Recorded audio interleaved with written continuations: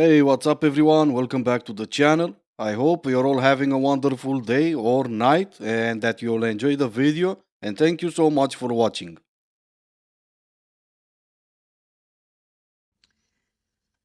I need you to help me make sense of this. So, research quite clearly shows that the happiest women are single, unmarried, without kids. And the happiest men are the ones who are married. Marriage brings more benefit to men than it does to women, according to research. This is what people say. And yet, when it comes to relationships, women are the ones who are, we get so excited when a guy shows a little bit of interest in us. We project onto the future of what this could be. Guys are the ones that are ghosting us and the ones with commitment issues. Yet being in a relationship benefits them more than us. When will we learn? Why do we keep chasing this? Make this make sense for me. Well, I doubt you're gonna listen, but I'm gonna try. It's because everything you said at the beginning of your video is a lie. The study that you're referring to is also a lie. It was put out by Paul Dolan, and he used misinformation for him to sell his book. The studies show, in fact, that the most unhappy demographic are the single women that are over 40. And that would be pretty much you. And yes, I know there could be an argument there that maybe you are happy while being single, but even if that would be the case, you are the exception, not the rule. And I know I showed this on my previous video, but apparently I need to show it again. Maybe you would like to explain why there's a shortage on Zoloft if you're all so happy. Or maybe that will be the reason of your happiness. But if that's the case, make sure you don't skip your medication. I come into people's lives to teach them genuine love. And people come into my life to teach me self-love. Okay, so it's a win-win then. But out of curiosity though, how many people you need to come into your life until you're gonna learn that self-love you're talking about? Looks like you forgot, once again, how powerful you are. Yeah, sure, except no. If you really are powerful, you can't forget that. You don't even think about it, you just live it. Good-looking men can look real ugly when you're hungry and exhausted and paying all the bills, so totally not worth it. Sure, absolutely. I'm the type of man that will pay for the first date regardless. But I can understand why some men will want to split the bill. It's because they know there's no way, no how they're gonna want a second date with you. It's all about that charming personality of yours that makes them want to finish that date as soon as possible and never hear from you again. That's the only reason a man will ask you to split the bill. Okay, let's see now. Nobody is going to want to date a divorced mom of two. Every single 18 to 27-year-old guy. Okay, apparently this still needs to be said even now. Yeah, those men that you're talking about, the 18 to 27, they're gonna want an hour or a night. Nothing else. Especially not a lifetime. I know you probably think that's a flex, but it's really not. Now it makes sense why you got divorced, cause you wanted to be part of the hookup culture, but give it a few more years and you're gonna come back asking where are all the good men. You like this man? Do less. Literally do nothing and see what happens. Oh, I can easily tell you what's gonna happen. He's gonna turn into a magician and poof, disappear. You're gonna wonder where he is and it's gonna be magical. So one thing that you should keep in mind is that how people perceive you or things that you say has nothing to do with you. And it is a total reflection of them. So you keep doing you, boo. Well, it's been a while since I heard something this dumb, but sure, it's absolutely not. What people will see in front of them is gonna be you. If you're a terrible person, they're gonna see you for that. If you're an amazing person, they're gonna see you for that. It's not a reflection on them.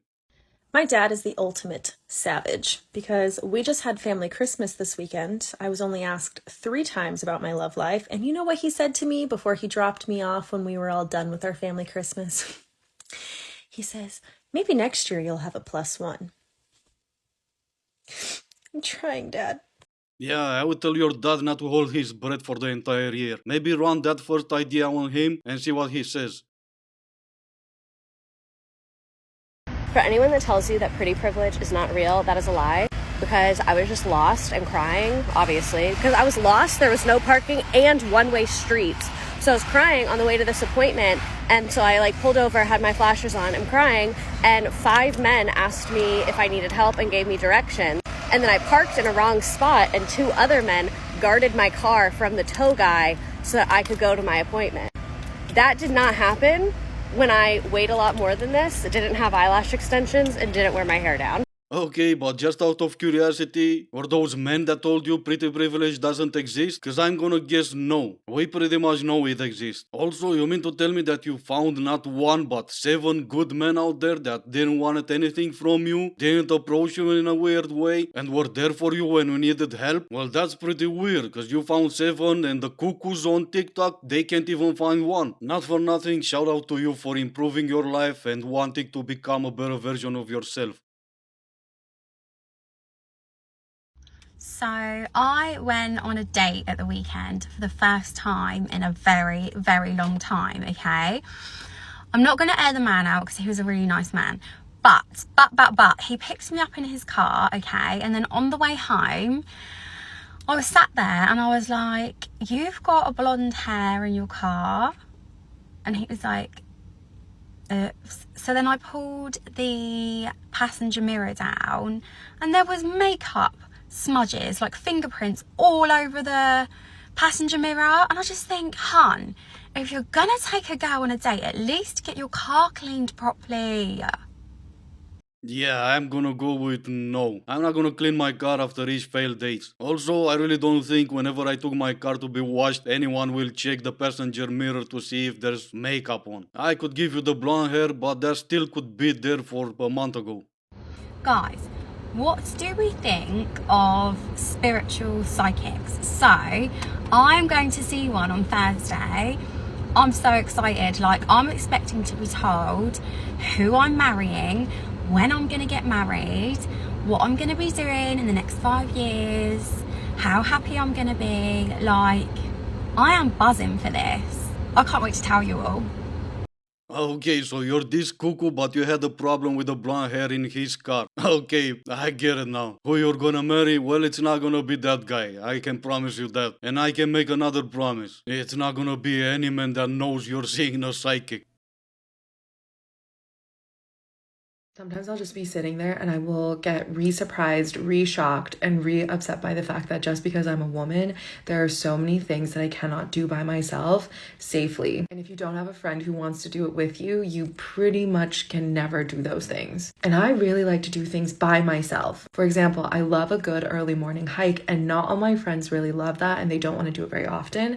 They've been very sweet and gone with me in the past, but because it's something that they don't like to do regularly, I can almost never go on a super early morning hike on one of LA's trails. And then it makes me really mad at men again. So you tell me, when I see a group of men having fun, giggling, laughing, whatever, and my eye starts twitching, is that really my fault?